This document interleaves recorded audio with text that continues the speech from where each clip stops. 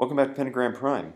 Today's episode will focus on the convergence, divergence, or conditional convergence of the sum from n equal 1 to infinity for e to the negative n times n factorial. This is taken from exercise 12 on page 736 of Calculus Early Transcendentals, 4th edition by James Stewart. I doubt I'll be saying that explicitly in every single episode, but it does need to be listed.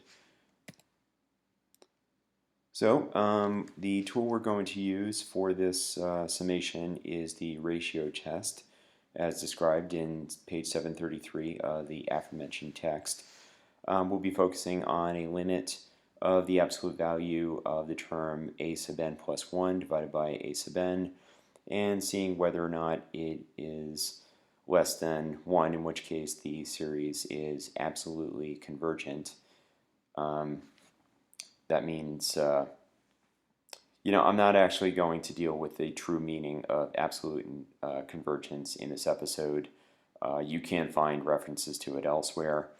If I just don't want to misspeak, it's too easy to do in these lessons.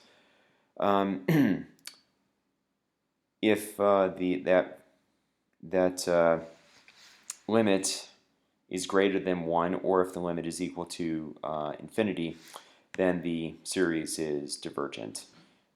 So that's how we're going to go back, and I'm going to dial it back on one frame here. We're going to evaluate this by using the ratio test, so we need to go ahead and insert the appropriate terms. So the limit, as described, becomes e to the negative n plus 1 multiplied times n plus 1 factorial divided by e to the n times n factorial. Down here we see that if you carry out the algebra, you get terms canceling top and bottom.